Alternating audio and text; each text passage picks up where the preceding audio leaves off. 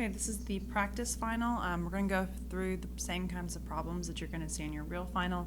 The numbers are different, but the structure of the problems are all going to be the same.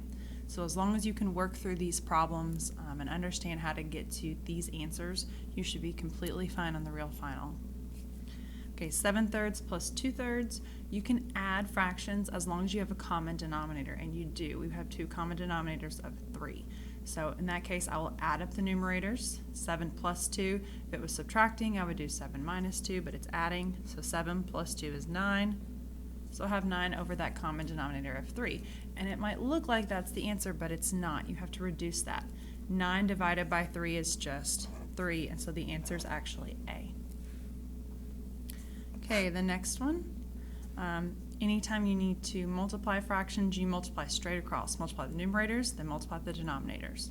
So 1 times -5 is just -5, and 2 times 4 is just 8, and -5 over 8 does not simplify.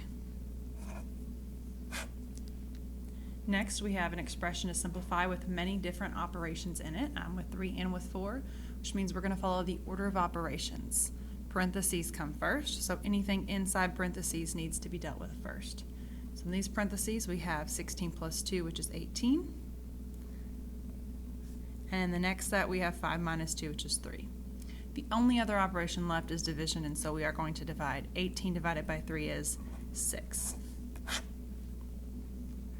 Next, again, parentheses come first, so I'm going to write down everything else and only deal with what is in parentheses. 4 times 2 is 8. Next, after parentheses comes exponents, and we do have some exponents here. 3 to the 3rd power is 27. That's 3 times 3 times 3. So 27 minus 8 divided by 4. And division comes before subtraction, so we are going to do 8 divided by 4 first, which is 2. So 27 minus 2. And then 27 minus 2, that's the only other operation left, and that is 25, which is going to be our final answer. Okay, next we have -3 times 2m minus 6. Parentheses mean multiply, so -3 times 2m is -6m. -3 times -6 is positive 18. Those are not like terms that do not combine together. That's your answer, and we see that right here. Next, -3a is going to come straight down because it is not being multiplied by anything. It's not touching parentheses, but this -3 is. So -3 times 2a is -6a. -3 times -5 is positive 15. Be careful on the sign. Next, I'm going to combine these two like terms. So -3a minus 6a is -9a. And bring down the plus 15. Those are not like terms. They do not combine together, so that's our final answer. Okay, next, I have an equal sign here that splits apart my equation into two equal parts. My variable is over here. I have a number on the left and also have a number on the right. So I want to leave that variable right where it is, p, and I'm going to try to get all the other numbers away from it, starting with that 5. So I'm going to subtract it from each side of my equation. 17 minus 5 is 12. The equal sign has to stay right where it is. -2p does not combine with anything, so I'm going to bring it straight down. And 5 minus 5 is 0. Next, I can divide both sides by -2.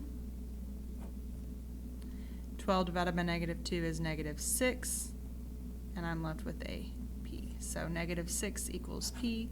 So my answer right here, -6. And if you see these braces around a number, that's just saying that's what your answer is. These are not parentheses or anything like that. Okay, next. We have an equation to solve with parentheses, so we need to distribute. -5 times x is -5x, and -5 times 4 is -20. Next, we can add 20 to both sides. Bring down the -5x. -20 plus 20 is 0. Keep the equal sign right where it is. It does not get to move around. 55 plus 20 is 75. Next, I divide both sides by -5, and I get x equals -15. Okay, absolute values. So we've learned a few things about absolute value equations, and we reviewed it last week. We know that anytime we have an absolute value equation, we write what's inside the absolute value equal to the number on the right, and what's inside the absolute value equal to the opposite of the number on the right. And we learned this because absolute value tells you the distance that you are from 0. So if I'm 4 units from 0, well, 4 units to the right of 0 is 4. 4 units to the left of 0 is -4. Now these are two very simple equations to solve. Just subtract 5 from each side. You get n equals -1. Same thing, subtract 5 from each side. You get n equals -9. And -1 and -9, we see our correct answers for B. Okay, same thing. I'm 40 units away from 0, so 40 units to the right, -8k equals 40, and 40 units to the left, -8k equals -40. Next, divide each side by -8, and I get k equals -5. Same here, divide each side by -8, and I get k equals +5. And so there are my answers. Just remember, anytime you have an absolute value equation, split it into two parts, two equations, one with a positive number here, one with the negative number here, for whatever number's on the outside.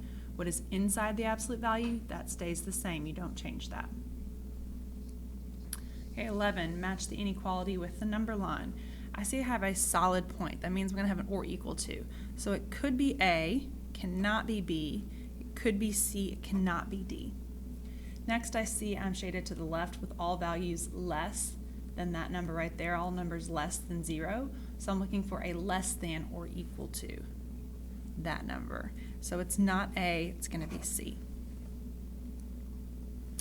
12, R is greater than -3. Greater than, not or equal to, so I'm looking for a hollow circle. Greater than -3, I'm looking for all numbers bigger than -3. I should be shading that way. And I see that right here on C, greater than -3.